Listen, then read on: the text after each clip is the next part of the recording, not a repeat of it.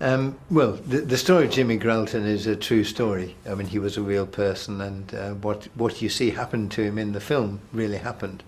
So all the public events are true.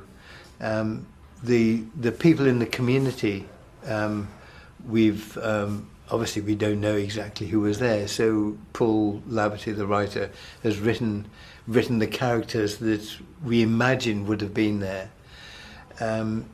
So we think they're true to the time, but obviously they weren't those people. His mother is accurate as far as we know. His relationship with Una is an imagined relationship, so Una didn't exist. But Jimmy was such a warm, outgoing, generous, spirited man. We assumed that he must have had some relationship with a girl, and then when he came back, why wouldn't she be there? So the public events are true, the private events we've imagined.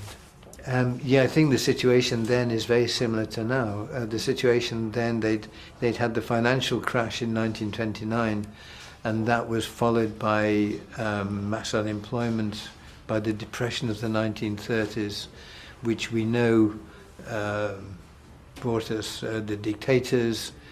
It brought us the war in 1939. So, which is a frightening prospect. Now we've had the collapse of the banks, we've had the financial crisis, we've got mass unemployment, we've got increasing poverty and increasing inequality between the rich and the poor.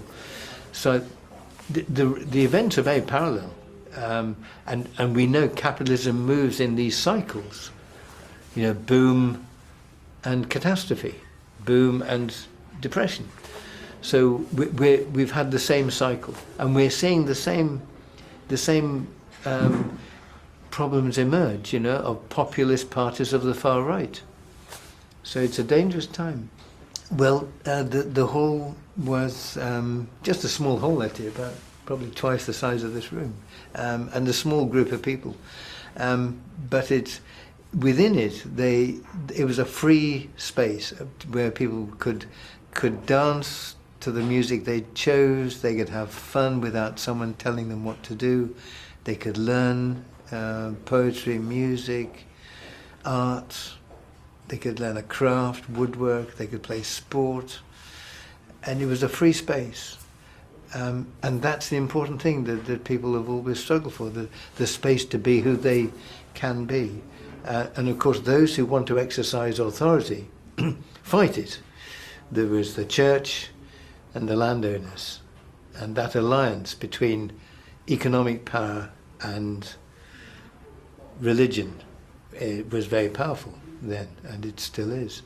So I think it's a universe within this tiny space in a remote part of rural Ireland.